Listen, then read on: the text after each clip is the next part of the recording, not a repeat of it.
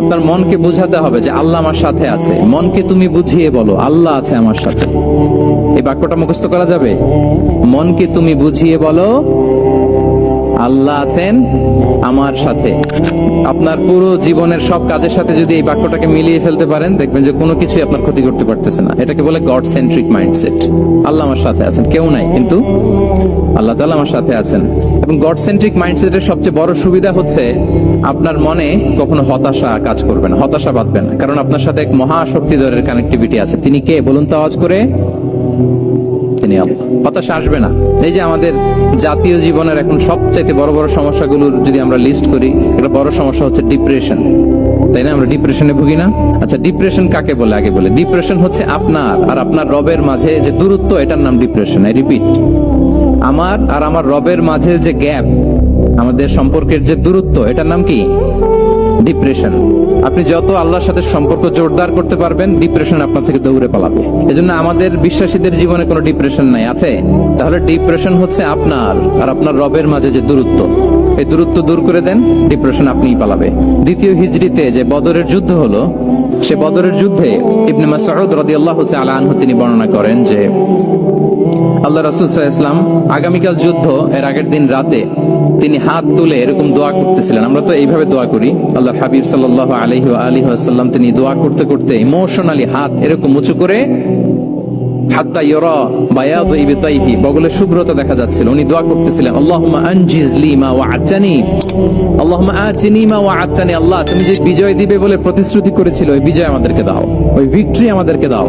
দোয়া করছিলেন। সাইয়েদনা আলী রাদিয়াল্লাহু তাআলা আনহু উনি বর্ণনা করছেন যে বদরের যুদ্ধের আগের রাতে আমরা সবাই ঘুমোচ্ছিলাম, কিন্তু রাসূল সাল্লাল্লাহু আলাইহি ওয়াসাল্লামকে দেখলাম যে না, উনি হাত তুলে শুধু আল্লাহর কাছে কান্না করছেন, দোয়া করছেন। আবু বকর রাদিয়াল্লাহু তাআলা আনহু উনি বলেন যে আমি যে দেখলাম যে তিনি ফজর পর্যন্ত দোয়া চালিয়েই যাচ্ছিলেন, দোয়া চালিয়েই যাচ্ছিলেন, দোয়া কন্টিনিউ করছিলেন তিনি। এবং দোয়া করতে করতে রাসূল সাল্লাল্লাহু আলাইহি ওয়াসাল্লাম এতটাই ইমোশনাল হয়ে গেলেন যে ওনার গায়ের চাদরটা নিচে পড়ে গেল। আবু বকর রাদিয়াল্লাহু তাআলা আনহু যে বলেন, ইয়া নবী আল্লাহ, কাফাকা মুনাশাদাতুকা রাব্বাক ফাইন্নাহু সায়ুনজিজু লাকা মা ওয়া'দাক। হে নবী, যথেষ্ট, এনাফ ইজ এনাফ, অনেক হয়েছে নবী, আর কাঁদতে হবে না। আপনার রব আপনাকে ভিক্টরি বা বিজয় দান করবে ইনশাআল্লাহ। যুদ্ধের আগের রাতে সেনাপ্রধান কি করে?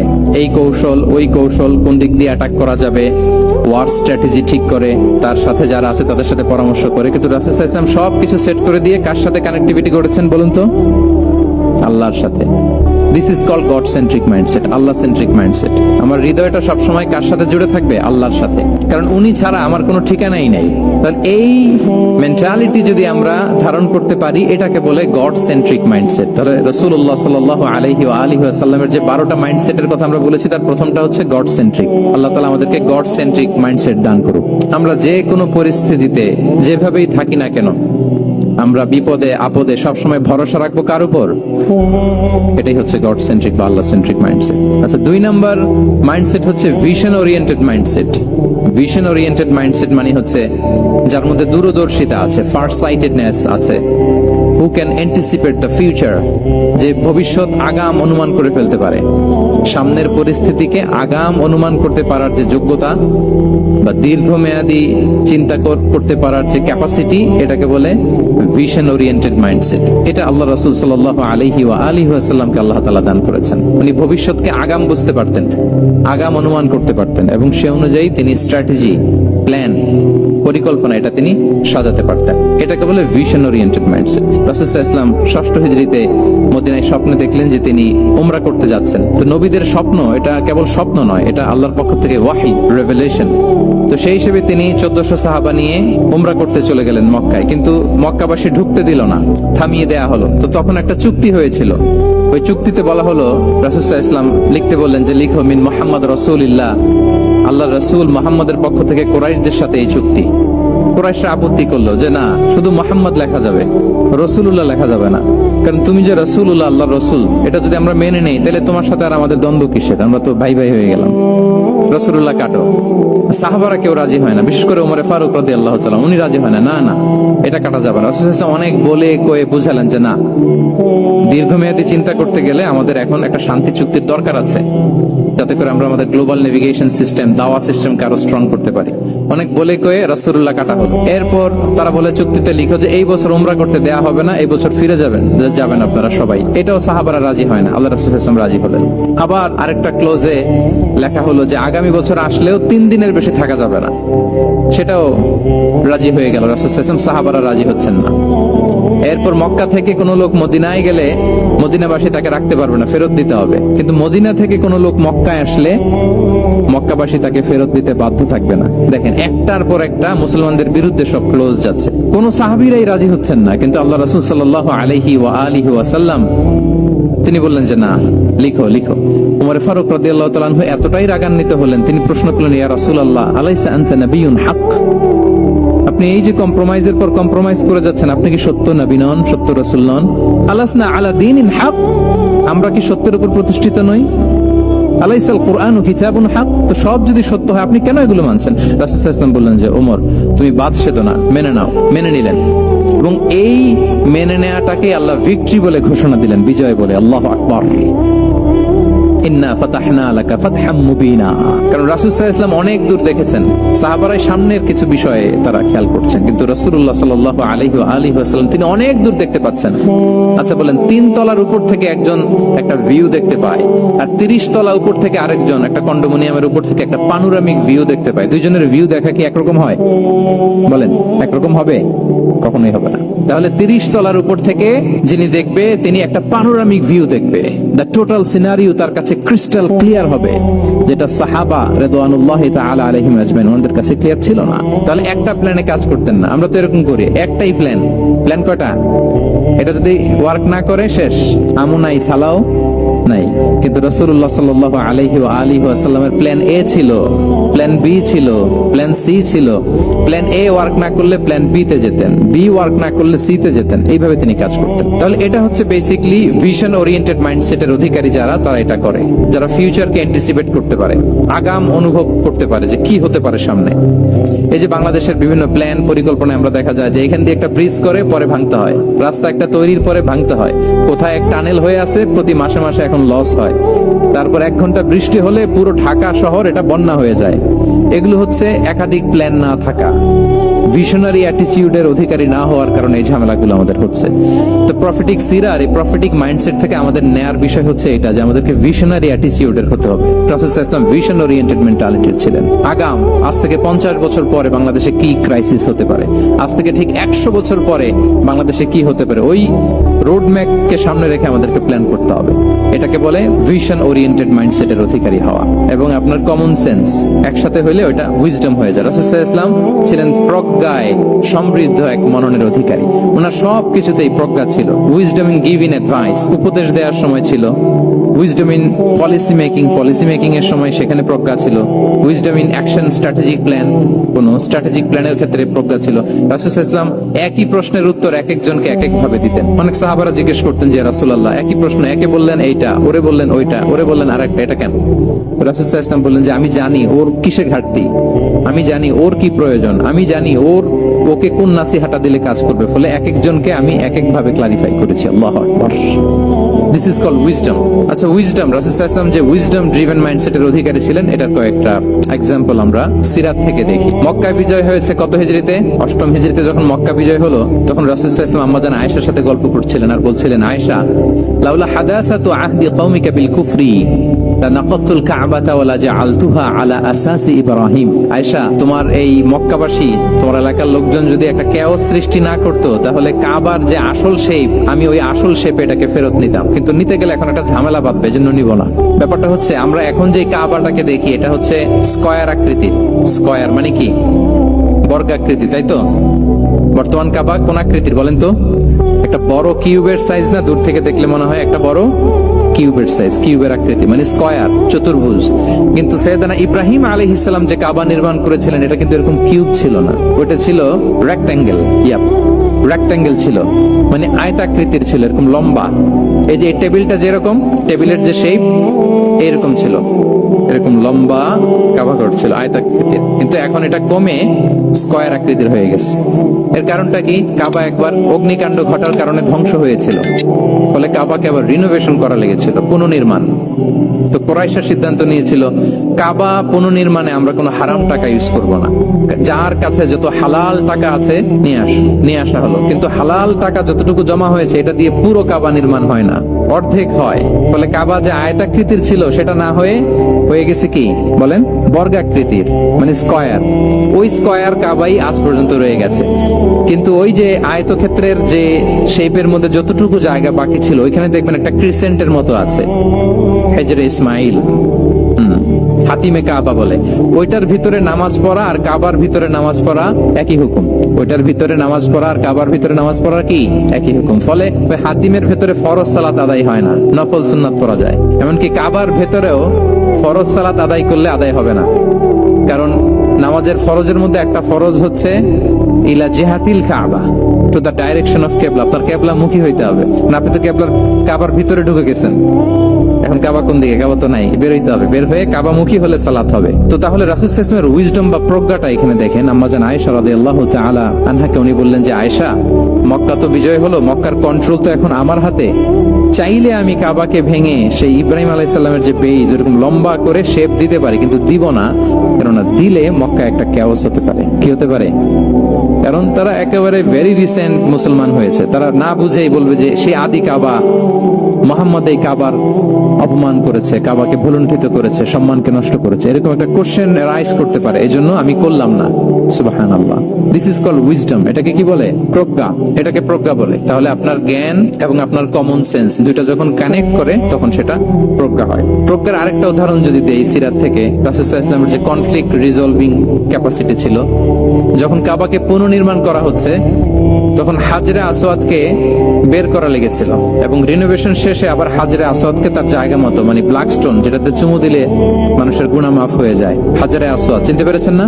ফলে অনেক বোনেরা যাদের জন্য হিজাব নিকাব মেনটেন করা হচ্ছে ফার্জ, পর্দার কোনো বালাই নাই, পুরুষের সাথে ধাক্কা ধাক্কি করে তার শরীর মিশে যাচ্ছে, গা মিশে যাচ্ছে, ধাক্কা ধাক্কি করে একটা সুন্নতের জন্য ফরজকে স্যাক্রিফাইস করে ফেলতেছে। মানে ফোকাস ঠিক নাই আর কি, কোথায় যে কোনটা করতে হবে ওইটাই ভুলে গেছে। তো এই হাজরে আসওয়াদ পাথরকে আবার জায়গা মতো রাখতে হবে। এখন কে রাখবে? এই নিয়ে মারামারি মক্কায়।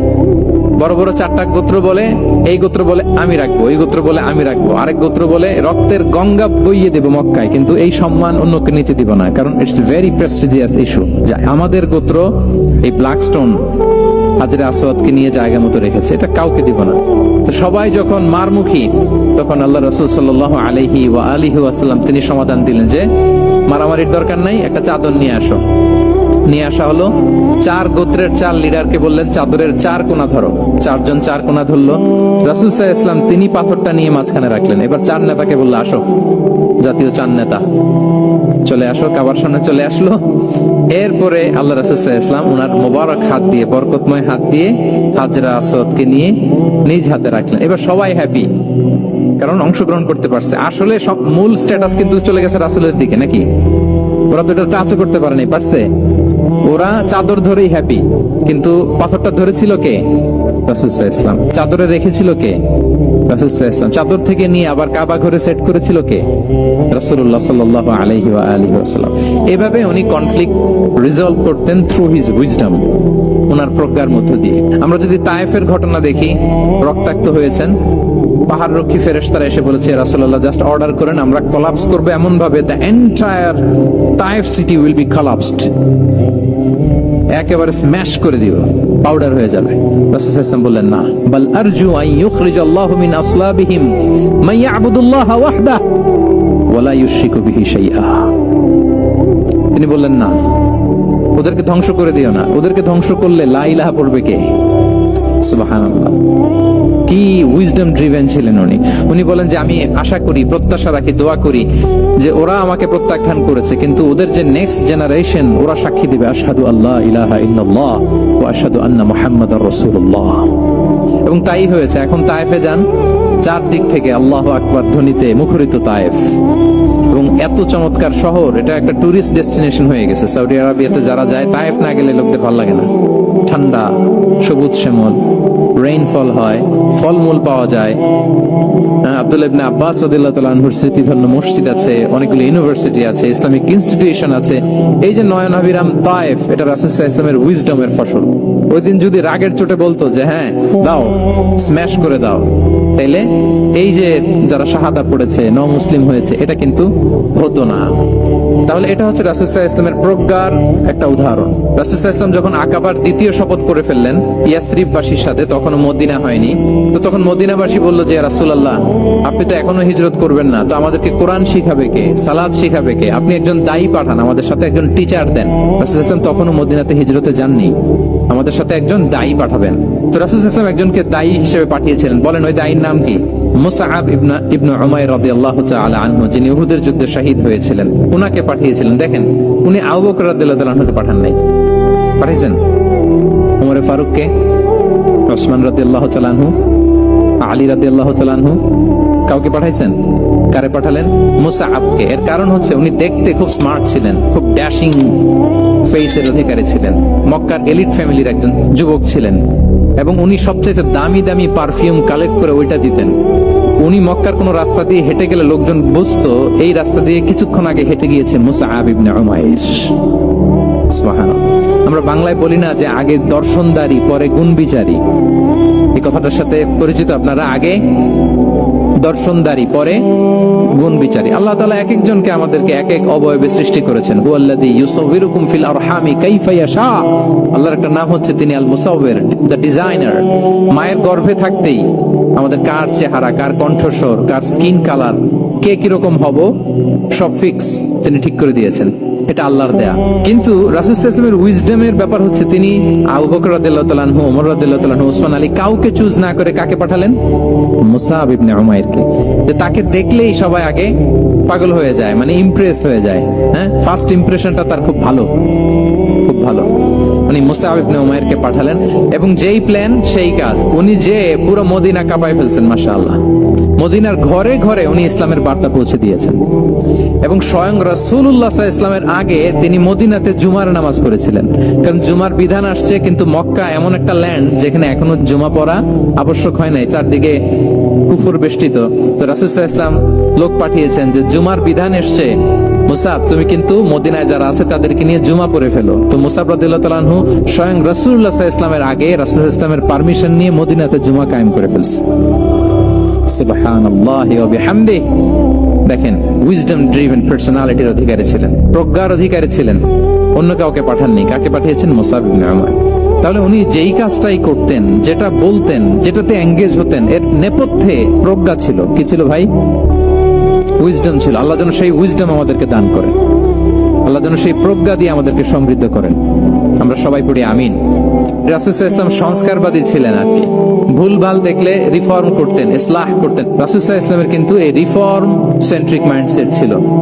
অন্যায় দেখলে, ভুল ভাল দেখলে, অসঙ্গতি দেখলে, ইনকনসিস্টেন্সি দেখলে শুধরে দিতেন। শুদ্ধাচার অভিযান চালিয়েছেন মক্কাতেও মদিনাতেও, রিফর্ম করতেন। সব খারাপকে তিনি ভালো দিয়ে পরিবর্তন করে দিতেন। রাসূল সাল্লাল্লাহু আলাইহি ওয়াসাল্লামের একটা আদত বা হ্যাবিট ছিল, তিনি কোনো ব্যক্তির বা কোনো স্থানের কোনো বাজে নাম বা খারাপ নাম দেখলে ওটা ভালো নামে চেঞ্জ করে দিতেন। মক্কা থেকে মদিনায় হিজরতের আগে মদিনার নাম ছিল ইয়াসরিব। কি ছিল? ইয়াসরিব মানে হচ্ছে প্রতিশোধ বা নিন্দা বা ক্ষোভ বা ভর্ৎসনা, সবগুলোই খুব বাজে মিনিং ডিনোট করে। রাসূল সাল্লাল্লাহু আলাইহি ওয়াসাল্লাম বললেন, আমি যেই শহরে হিজরত করব এই শহরের নাম ক্ষোভ, এই শহরের নাম হিংসা। এটা হইতে পারে? বলেন। রাহমাতাল লিল আলামিন। উনি শহরের নাম চেঞ্জ করে দিলেন। উনি শহরের নাম দিলেন মদিনাতুন নবী। কি দিলেন? মদিনাতুন নবী অথবা তাবা, তাইবা চেঞ্জ করে দিলেন, পরিবর্তন করে দিলেন। এক এলাকায় যে বিষ্ণু ইসলাম দেখলেন যে গাছপালা হয় না, উনি বললেন মাসমুহা দিহিল আরদ। এই জায়গার নাম কি? সবাই বলে ইসমুহা গাদেরা। গাদেরা মানে হচ্ছে মাকান লা নাবাতা ফিহি ওয়ালা শাজার, এমন জায়গা যেখানে ঘাস লতাপাতা কিছুই জন্মায় না। রাসূল ইসলাম বললেন এই জন্যই তো ঘাস জন্মায় না, নাম তো রাখছো খুব বাজে একটা নাম। রাসূল ইসলাম বললেন আজ থেকে এলাকার নাম গাদেরা নয়, এলাকার নাম আজকে থেকে খাদেরা। কি নাম? খাদেরা মানে কি বলেন? সবুজ, গ্রিন, এভারগ্রিন, সবুজ শ্যামল। এবং রাসূল সাল্লাল্লাহু আলাইহি ওয়াসাল্লাম যখন গ্রিন ল্যান্ড নাম দিয়ে দিলেন, এরপর থেকে সবুজ শ্যামল করে আল্লাহ জায়গাটাকে বরকতময় করে দিলেন। Changing names. এক সুন্দরী নারীকে বললেন মাসমুকি, কি নাম? বলে আসিয়া। আসিয়া মানে অবাধ্য। রাসূল সাল্লাল্লাহু আলাইহি ওয়াসাল্লাম বললেন তুমি এত সুন্দরী, you are a beautiful lady, আর কি বাজে একটা নাম রেখেছো আসিয়া। তুমি আসিয়া কেন হবে? আজকে থেকে তোমার নাম জামিলা, মানে তুমি সুন্দরী, রূপবতী। সুবহানাল্লাহ, সুন্দর একটা নাম দিয়ে দিলেন। এক সাহাবীর নাম ছিল হাসান। হাসান মানে রাফ এন্ড টাফ, রুক্ষ। রাসূল সাল্লাল্লাহু আলাইহি ওয়াসাল্লাম বললেন না, হাসান না, তোমার নাম আজকে থেকে সাহাল। কি নাম? সাহাল। সাহাল মানে সহজ। উনি বলেন যেদিন থেকে সাহাল রাখছি এর আগ পর্যন্ত নাকি ওনার অসুস্থতা, রোগ বালাই একটার পর একটা লেগেই থাকতো। যেদিন থেকে সাহাল, ওই দিন থেকে উনি বলেন যে আল্লাহ তাআলা নবীর এই নাম চেঞ্জ করে দেওয়ার বারাকায় আমার পুরো জীবনের সব কাজকে আল্লাহ তাআলা সহজ করে দিয়েছে। তাহলে রিফর্ম সেন্ট্রিক মাইন্ডসেট। আমরাও খারাপ কিছু দেখলে ভালো দিয়ে পরিবর্তন করব, কি বলেন? আচ্ছা, এটা তো নাম চেঞ্জ করে দেয়া। এবার সোশ্যাল রিফর্ম তিনি কি কি করেছেন আমরা একটু দেখি। তিনি যখন যুবক, মক্কায় এক ইয়ামানি লোক ব্যবসা করতে এসে তার প্রোডাক্ট বিক্রি করার পরে, আস ইবনে ওয়াইল নামে এক লোকের কাছে বিক্রি করার পরে যখন দাম চাইতে গেল, আস বলে আরে বেটা আমরা মক্কার সন্তান, আমরা দাম দিব না। তো সে ভাবলো হয়তো আমার সাথে ঠাট্টা করেছে, হজের মৌসুম যাক, বেচাকেনা শেষ করে যাওয়ার পথে দামটা নিয়ে যাব। সে ফেরার দিন আবার গেল যে আমার তো জিনিসের দামটা আপনি দিলেন না। সে বলে আমরা এই ভূখণ্ডের মালিক, আমরা দাম দেই না, এটা তো বড় জুলুম। সে কান্নাকাটি শুরু করলো। তার এই কান্নাকাটি দেখে আল্লাহ রাসূল সাল্লাল্লাহু আলাইহি ওয়াসাল্লাম, ওনার চাচা জুবাইর ইবনে আব্দুল মুত্তালিব সহ ইয়াং স্টার যারা আছে, দ্য ইয়ুথ অফ মক্কা, তাদের সবাইকে নিয়ে একটা সোসাইটি করলেন। এই যে আমরা হালাফুল ফুদুলের নাম শুনি না, যেটা বাংলায় আমরা কি বলি হিলফুল ফুজুল, এই নামে তো অনেক সংগঠন আছে বাংলাদেশে, কি বলেন? যুবকরা কোনো সংগঠন করলে কমনলি এই নামটা পছন্দ করে, হিলফুল ফুজুল। আসলে এটার মূল নাম ছিল হালাফুল মুত্তাইয়িবিন। তিব মানে হচ্ছে রং। রাসূল সাল্লাল্লাহু আলাইহি ওয়াসাল্লাম সবাই মিলে, তখন জাহিলি যুগে একটা কালচার ছিল, বালতি ভর্তি রঙের ভেতরে হাত ঢুকিয়ে দিত, দিয়ে এই রং সমেত হাতটা তারা পাথরের মধ্যে লাগাতো, সবার হাত ওইখানে দিত, মানে আমরা হাতে হাত রেখে কমিটেড, আমরা ঐক্যবদ্ধ হলাম। সেখান থেকে হয়েছে হালাফুল মুত্তাইয়িবিন, থেকে হালাফুল ফুদুল। ওনারা বলল যে না, আমরা সবাই থাকবো মাআল মাজলুমি দিদ্দা যালিম, আমরা মজলুমের পক্ষে থাকবো, জালেমের বিপক্ষে থাকবো।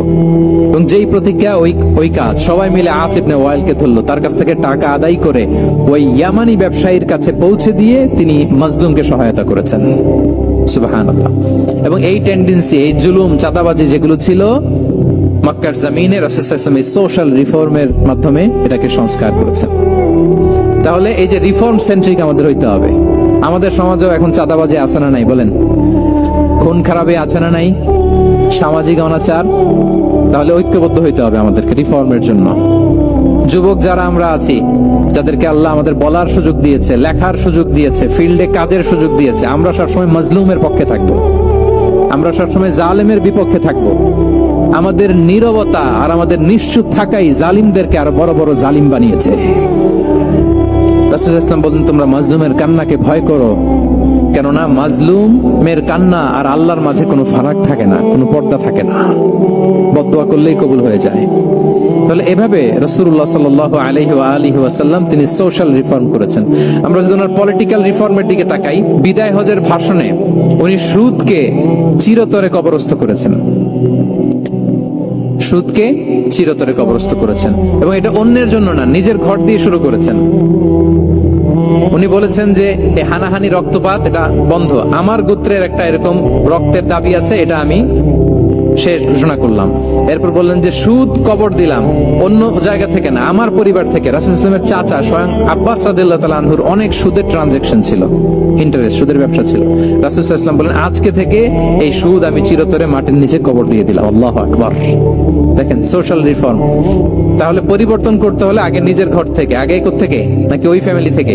হ্যাঁ, আমাদের মধ্যে যেটা হয়, আমরা ওয়াজ নসিহত বা ভালো কথা শুনলেই এটাকে ধরে নিই যে এটা ওর জন্য, ওর জন্য, মানে প্রত্যেকটা ওয়াজই যে আমার জন্য হইতে পারে, প্রত্যেকটা নসিহতের যে প্রাইম অডিয়েন্স আমি হইতে পারি, এইটা আমাদের মাথায় কেন যেন আসে না। আমরা কোনো ভালো নসিহত শুনলে আমরা ভাবি এটা আসলে সমাজে দরকার, ওর দরকার, আমার ভাইয়ের দরকার, কিন্তু এটা যে আমার দরকার, প্রতিটা নসিহতের প্রথম অডিয়েন্স হওয়া দরকার কে? আমি নিজে। তাহলে পরিবর্তন শুরু করতে হবে নিজ থেকে। ওর এই সমস্যা, ওর এই সমস্যা, ওর এটা, আরে মিয়া তোমার কি সমস্যা ওইটা বলো। শুধু ওর ওর না দেখে নিজেরটাও দেখতে হবে। দেখেন, অন্যের দিকে এক আঙ্গুল দেখালে নিজের দিকে কয় আঙ্গুল যায় বলেন তো? এই যে নিজের দিকে কিন্তু তিনটা। আমি যদি এরকম করি তা আমার দিকে আসে তিনটা। এজন্য নিজ থেকে, নিজের ফ্যামিলি থেকে আমরা সংস্কার শুরু করব। কি বলেন? ওমর ফারুক রাদিয়াল্লাহু তাআলা আনহু যখন ফ্যামিলি মিটিং এ বসতেন, উনি ওনার সন্তানদেরকে বলতেন, শোনো, তোমরা খলিফাতুল মুসলিমিন, আমিরুল মুমিনিনের সন্তান। তোমাদের কোনো বাজে কাজ যদি সমাজে আসে, তোমাদের কোনো অন্যায় যদি আমার কানে আসে, অন্যের জন্য যা শাস্তি তোমাদের জন্য হবে ডবল শাস্তি। ওমর ফারুক সন্তানদেরকে বলতেন, তোমরা যদি কোনো ভুল করো, একটা যদি হদ কায়েম করা লাগে এমন অন্যায় যদি করো, একটা হচ্ছে আল্লাহর দেয়া হদ, আর একটা হবে আমি উমরের দেয়া হদ। আমার মতো খলিফাতুল মুসলিমিনের সন্তান হয়ে পাপ তুমি কেন করলে? দেখেন অন্যের বাচ্চা কি করছে, অন্যের, আমাদের তো ওই মেয়েটার সমস্যা, ওনার ছেলের সমস্যা, এগুলো আমার ছেলের যে কি অবস্থা, আমার পরিবারের যে কি হালাত, আমার স্ত্রীর যে কি দশা, ওইটা নিয়ে আমরা ভ্রুক্ষেপ করি না বা চিন্তা করি না। তাহলে সম্মানিত সুধী মণ্ডলী, আমরা পরিবর্তন শুরু করবো কোত্থেকে? অন্যের বাড়িঘর থেকে নাকি নিজ থেকে? আল্লাহ তাআলা আমাদেরকে তৌফিক দান করুক। যে কেউ ওনাকে অ্যাপ্রোচ করতেন পারতেন easily, he was very approachable. ছোট বড় আবাল বৃদ্ধ বনিতা ওনার সাথে কথা বলতে স্বাচ্ছন্দ্য বোধ করতো, ভয় পেত না। এজন্য সিরাতের পরতে পরতে দেখবেন এক শিশু এসে প্রশ্ন করে, নারী এসে প্রশ্ন করে, বৃদ্ধ এসে প্রশ্ন করে, বন্ধু এসে প্রশ্ন করে, শত্রু এসে কনভারসেশন করে, সবাই এসে ওনার সাথে কথা বলতে পারতো। সুবহানাল্লাহ। এবং এগুলো উনি অ্যাকোমোডেট করতে পারতেন। আসির আল হালাবিয়া থেকে নেয়া একটা বিখ্যাত সিরাতের গ্রন্থ। বদরের যুদ্ধে রাসূল সাল্লাল্লাহু আলাইহি ওয়াসাল্লাম বদরের মাঠে সেনা ক্যাম্প স্থাপন করলেন। কি ক্যাম্প? সেনা ক্যাম্প স্থাপন করলেন। আল হুবাব ইবনুল মুনজির রাদিয়াল্লাহু তাআলা আনহু এক সাহাবী, উনি বললেন, ইয়া রাসূলুল্লাহ, এই যে সেনা শিবির যে এখানে স্থাপন করলেন, এটা কি আপনার নিজের ইচ্ছায় না আল্লাহর আদেশে? দেখেন, সেনাপতিরে কোন সাধারণ সৈনিক এই প্রশ্ন করতে পারে? করলে চাকরি থাকবে? কিন্তু রাসূল সাল্লাল্লাহু আলাইহি ওয়াসাল্লামের কাছে সাহস নিয়ে আল হুবাব ইবনুল মুনজির বলে, ইয়া রাসূলুল্লাহ, এই যে সেনা শিবির স্থাপন করলেন, এটা কি আপনার ইচ্ছায় নাকি এটা ওয়াহী? রাসূল সাল্লাল্লাহু আলাইহি ওয়াসাল্লাম বললেন, না, এটা ওয়াহী না, এটা ওয়াহী না, বাল হুয়া রা'য়ু ওয়াল হারবু ওয়াল মাকিদা, না, এটা যুদ্ধের কৌশল হিসেবে আমি করেছি। আল হুবাব ইবনুল মুনজির বললেন, ইয়া রাসূলুল্লাহ, তাহলে সঠিক জায়গায় সেনা ক্যাম্প স্থাপন হয়নি। রাসূলের দিকে তাকিয়ে বলতেছেন যে আপনি যেখানে করছেন ওখানে ঠিক হয় না ইয়া রাসূলুল্লাহ, আপনি অভয় দিলে আমি বলতে পারি কোথায় ঠিক হবে। রাসূল সাল্লাল্লাহু আলাইহি ওয়াসাল্লাম বললেন, তাই? আমি যেটা করছি এটা ঠিক হয় নাই, তাহলে কোনটা ঠিক বলো? উনি বললেন, ওই যে বদরে একটা কুয়া আছে যেখানে পানির ব্যবস্থা আছে, ওইটার সামনে ব্যারিকেড দিয়ে আমাদের শিবির করতে হবে। তাহলে আমরা বদরের কুয়া থেকে পানি খাইতে পারবো, সারাদিন পানি খাবো, আর কাফিররা যুদ্ধে তো মারা যাবে, পানির অভাবে মারা যাবে। সুবহানাল্লাহ পড়বেন না? রাসূল সাল্লাল্লাহু আলাইহি ওয়াসাল্লাম বললেন, আরে তাই তো, তুমি তো ঠিকই বলেছো, এভাবে তো আমি ভেবে দেখিনি। আবার তিনি অ্যানাউন্স করে দিলেন যে সেনা শিবির এখানে যেই তাবু টাঙানো হয়েছে এখান থেকে মুভ করে আল হুবাব যেখানে ইন্ডিকেট করেছে ঠিক ওই জায়গায় যে শিবির স্থাপন করো। তাহলে আওয়াজ করে বলুন, ওপেন মাইন্ডেড না ন্যারো মাইন্ডেড? আমরা অনেক সময় আমাদের অধীনস্থদের কথা শুনতে চাই না। অনেক সময় অধীনস্থদের মাথা থেকেও দারুণ দারুণ দুর্দান্ত আইডিয়া চলে আসতে পারে। ইগনোর করবেন না সব সময়, আপনি দেখবেন যে তার কাছ থেকে ভালো আইডিয়া এসছে কিনা। তাহলে রাসূল সাল্লাল্লাহু আলাইহি ওয়াসাল্লাম এটাকে ইগনোর না করে অ্যাকোমোডেট করলেন। সুবহানাল্লাহ। খন্দক যুদ্ধের কথা যদি দেখি, পরীক্ষা খননের অ্যাডভাইস কে দিয়েছিল? মক্কার কোন লোক, সালমান আল ফারিসি। বাড়ি কোথায়? ইরান। সে পারস্য থেকে এসে বললেন যে এখানে পরীক্ষা খনন করলে ভালো হয়। 5.5 কিলোমিটার পরীক্ষা খনন করে ফেললেন। 4.5 মিটার প্রশস্ত, 3.5 মিটার হচ্ছে এটার ডেপথ। পুরো মদিনার সবাই মিলে এটা করে ফেললেন। তার মানে আমি সব বুঝি, আমি সব জানি, এই মেন্টালিটি থেকে আমাদের বেরে আসতে হবে। এটা হচ্ছে একটা ন্যারো মাইন্ডেড পার্সোনালিটির অধিকারী, যে আমি যেটা বলছি ওইটা, এটার পরে কোনো কথা নেই, এটা ভুল। বরং আমার টিমের মধ্যে থেকে যদি কোনো ভালো অপিনিয়ন আসে সেটা আমি রিভাইজ করব। কি বলেন, পারা যাবে না? তাহলে ওপেন মাইন্ডেড পার্সোনালিটি ছিলেন রাসূলুল্লাহ সাল্লাল্লাহু আলাইহি ওয়াসাল্লাম। অনেকে দেখবেন যে ছোট্ট জিনিসকে অর্গানাইজ করে এত সুন্দর প্রেজেন্টেশন করে, আবার অনেকের অনেক আছে কিন্তু সেটাকে প্রেজেন্ট করতে পারে না, এরকম আছে না? নাই? রাসূল সাল্লাল্লাহু আলাইহি ওয়াসাল্লাম অল্প রিসোর্স দিয়ে অনেক বড় কিছু অ্যারেঞ্জ করতে পারতেন। সুবহানাল্লাহ। এবং he was a very good talent hunter. রাসূল সাল্লাল্লাহু আলাইহি ওয়াসাল্লাম একজন চৌকস ট্যালেন্ট হান্টার ছিলেন। He was a very good observer. সাহাবীদের কার কি ট্যালেন্ট এটা তিনি নোট করতেন। যার যে দক্ষতা, তাকে তার ওই দক্ষতা দিয়ে ইসলামের সেবা করতে উৎসাহ দিতেন। যখনই কোনো প্রতিভাবান সাহাবীকে তিনি দেখেছেন, তিনি ইসলামের জন্য সেই প্রতিভাকে কাজে লাগানোর চেষ্টা করেছেন। একজনকে দিয়ে সবটা করেননি। আমাদের সমাজে এই একটা ভুল ধারণা আছে, আমরা অনেকে একজনের কাছ থেকে সব কামনা করি। একজন সব করতে পারে না, পারে? যারা পারে ও কোনোটাই ভালোভাবে পারে না, সব পারে একটু একটু পারে। তো রাসূল সাল্লাল্লাহু আলাইহি ওয়াসাল্লাম ট্যালেন্ট হান্টার ছিলেন, যার যেখানে ট্যালেন্ট তাকে ওই কাজে লাগাতেন। বলেন তো খালিদ বিন ওয়ালিদ রাদিয়াল্লাহু তাআলা আনহুকে আল্লাহ রাসূল সাল্লাল্লাহু আলাইহি ওয়াসাল্লাম কি কাজে লাগিয়েছিলেন? অনেক পরে ইসলাম ধর্ম গ্রহণ করেছেন, কিন্তু যুদ্ধের অভিযানে পাঠিয়েছেন এবং পরবর্তীতে তিনি সেনা প্রধান হয়েছিলেন মুসলিম ব্যাটালিয়নের। কারণ উনি ওয়ার স্ট্র্যাটেজি জানতেন। ওনার আক্রমণের কারণে তো উহুদের প্রান্তরে মুসলিমরা প্রায় নাস্তানাবুদ হওয়ার অবস্থা, তাই না? অনেক পরে আল্লাহ তাআলা ওনাকে ইসলামের জন্য কবুল করলেন। তাহলে উনি ওয়ার স্ট্র্যাটেজি জানতেন, ফলে রাসূল সাল্লাল্লাহু আলাইহি ওয়াসাল্লাম ওনাকে যুদ্ধের জন্য কাজে লাগিয়েছেন। তাহলে সবাইকে একটা দিলে হবে না, প্যারাসিটামল 3 বেলা সবার জন্য হবে নাকি যার যে রোগ সে অনুযায়ী প্রেসক্রিপশন? খালিদ বিন ওয়ালিদ রাদিয়াল্লাহু তাআলা আনহু তিনি সমরবিদ ছিলেন, রণকৌশলী। ওনাকে বানিয়েছেন সেনা প্রধান। আওয়াজ করে বলুন, কি প্রধান? উনি সেনা প্রধান হয়েছিলেন। আচ্ছা, আপনারা হাসান বিন সাবিত রাদিয়াল্লাহু তাআলা আনহুর নাম শুনেছেন নিশ্চয়ই। ওনাকেও তো যুদ্ধের ময়দানে পাঠিয়েছেন না? ওনারা পাঠিয়েছেন। ওনারা দিয়ে কি করছেন বলেন? কবিতা লিখতেন। ওনার কাব্য প্রতিভা ছিল। উনি বেসিক্যালি যুদ্ধ করতে জানতেন না, এজন্য রাসূল সাল্লাল্লাহু আলাইহি ওয়াসাল্লাম যুদ্ধে ওনাকে পাঠাতেনও না।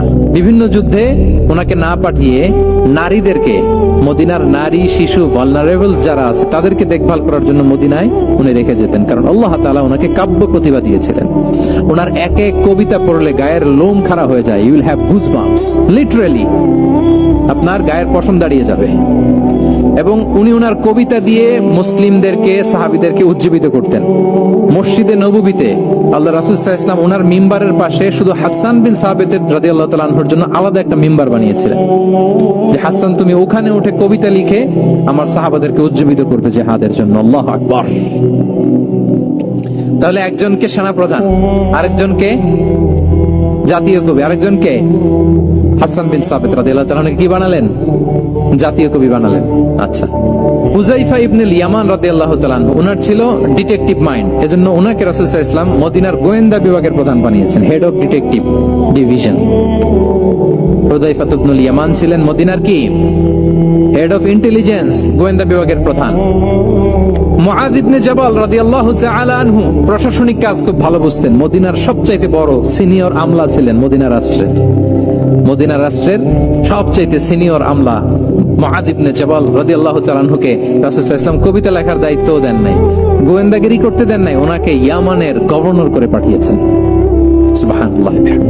তাহলে যার যে যোগ্যতা তাকে সেই জায়গায় কাজে লাগানো, এটাকে বলে এন্টারপ্রেনাল মাইন্ডসেট। এটা কি বলে? এন্টারপ্রেনাল মাইন্ডসেট। আল্লাহ হাবিব সাল্লাল্লাহু আলাইহি ওয়াসাল্লামের এই মাইন্ডসেট ছিল। চারদিকে কোথায় কি হচ্ছে, কার একটু অসুবিধা হয়ে যাচ্ছে, কার একটু সমস্যা, খুব অন্যের ব্যথায় ব্যথিত ছিলেন, অন্যের দুঃখে দুঃখী ছিলেন, অন্যের প্রতি সহানুভূতি ছিলেন। ম্যান অফ 6 সেন্সেস ছিলেন তিনি। সিরাত থেকে দু একটা উদাহরণ দেখেন। একবার রাতের নামাজ, সম্ভবত এশার নামাজ, খুব ছোট্ট করে শেষ করে দিলেন। তো সাহাবারা জিজ্ঞেস করলেন, ইয়া রাসূলুল্লাহ, নামাজ তো এত তাড়াহুড়ো করতে আপনাকে কখনো দেখিনি। তিনি বললেন, আমি নামাজের মাঝখানে এক ছোট্ট বাচ্চার কান্না শুনেছি। আনাস রাদিয়াল্লাহু বর্ণনা করেন যে কানা রাসূল সাল্লাল্লাহু আলাইহি ওয়াসাল্লাম ইয়াসমাউ বুকা আস-সাবিয়্যি মা উম্মি। আমি যখন নামাজে ইমামতি করছি, পেছনে মহিলাদের কাতারের ওখান থেকে একটা ছোট্ট শিশুর কান্নার আওয়াজ আমার কানে আসলো। দেখেন কি সেন্স।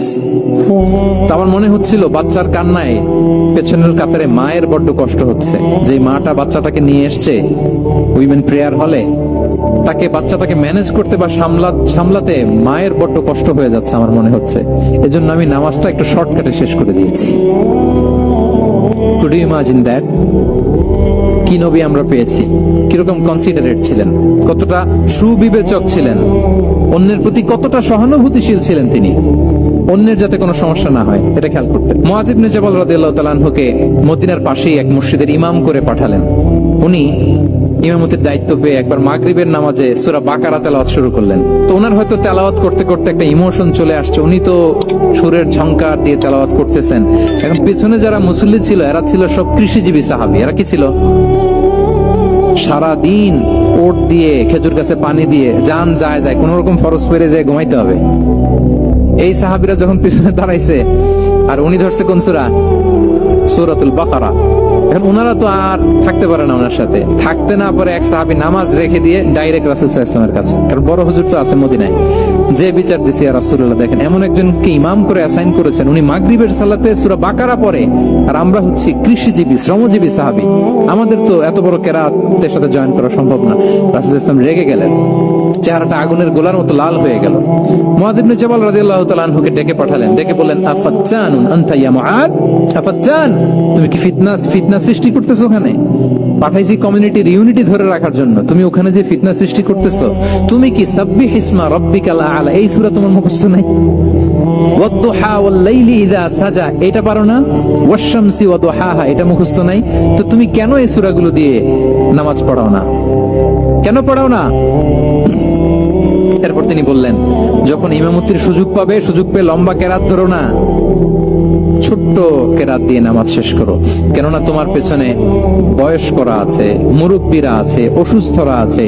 জাল হাজা, তার একটা জরুরি কাজ পড়ছিল, যাচ্ছিল, হঠাৎ মাগরিবের আজান, ভাবলো রাস্তার পাশে যেহেতু আজান দিছে নামাজটা পড়ে নিয়ে, নামাজে ঢুইকা দেখছে আপনি সূরা বাকারা ধরছেন, তো বেচারা কি কাজ করবে না কি করবে? আর তার তো নিয়ত ছিল ফরজ নামাজটা পড়ি যে বাস ধরবো, এখন আপনি ধরছেন কোন সূরা? বাকারা।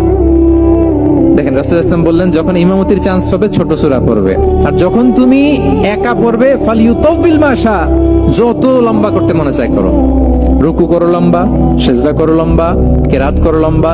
রাসূল সাল্লাল্লাহু আলাইহি ওয়াসাল্লাম তো রাতে আধা ঘন্টা 40 মিনিট প্রথম রাকাতে কেরাত পড়তেন, এরপরে আবার 40 মিনিট রুকুতে থাকতেন, রুকু থেকে দাঁড়ায় আবার 40 মিনিট, আবার সিজদায় যেয়ে 40 মিনিট, এরপরে সিজদা থেকে দুই সিজদার মাঝখানে আবার 40 মিনিট, 2 রাকাত দিয়ে এরকম রাতও শেষ করে দিছে। তো আপনার লম্বা যদি পড়তে মনে চায়, আপনি তো আপনার ব্যক্তিগত নফল সালাতে এভাবে লম্বা করবেন, কিন্তু আমাদের হয়ে গেছে উল্টা, একাকী নামাজ কোন রকম রুকু সিজদা এরকম হয়ে গেছে না অনেকটা। কিন্তু ইমামতির সুযোগ পেলে মাশাআল্লাহ, আল্লাহু আকবার, এইবার শুরু হয়েছে শেখ সুদাইসির কণ্ঠে, এই লম্বা করে। এখন পেছনে মুসল্লিদের কি দশা ওইটা আর আমরা খেয়াল করি না। আমাদেরকে অন্যের প্রতি সহানুভূতিশীল হতে শিখিয়েছে ইসলাম, কনসিডারেট হতে শিখিয়েছে, সুবিবেচক হতে শিখিয়েছে, যেটা রাসূল সাল্লাল্লাহু আলাইহি ওয়াসাল্লাম করেছেন। এবং রাসূল সাল্লাল্লাহু আলাইহি ওয়াসাল্লাম কোন কাজে কাউকে পাঠালে ওনার বিখ্যাত সে বাণীটা বলে দিতেন যে ইয়াসসিরু ওয়ালা তুআসসিরু বাশশিরু ওয়ালা তুনাফিরু, সহজ করে উপস্থাপন করো, কঠিন করো না। সুসংবাদ দিও, মানুষকে দিন থেকে ভাগিও না। আমরা মানুষকে ভয় দেখাই, আমরা এত কঠিন করে ইসলামকে উপস্থাপন করি, মানুষ বলে আগে যেটা করতাম ওইটাই ভালো। তো আমরা যেন দিনকে কঠিন না করি, আমাদের কোন অ্যাটিটিউডের কারণে যেন মানুষ ইসলাম থেকে ভেগে না যায়।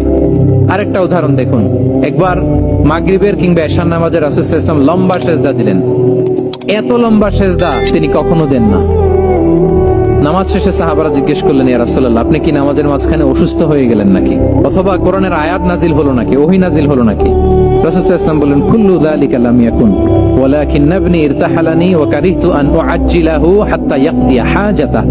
বললেন না, অসুস্থ হই নাই, ওহীও নাজিল হয় নাই, আমি যখন সেজদায় গিয়েছি আমার 2 ছোট নাতি হাসান হোসেন আমার কাঁধের উপরে চেপে বসেছে, যতক্ষণ না ওরা খেলা শেষ না করে নিচে নেমেছে আমি সেজদায় লুটিয়েছিলাম, নেমেছে এরপরে মাথা উঠিয়েছি। আমার মাথা উঠানোর কারণে ওদের খেলার একটু ডিস্টার্ব হবে, এজন্য আমি আর সেজদা থেকে মাথা উঠাই নাই। এগুলো উনি খেয়াল করতেন, ছোট্ট ছোট্ট বিষয়গুলো উনি খেয়াল করতেন। এটাকে বলে কনসিডারেট মাইন্ডসেট।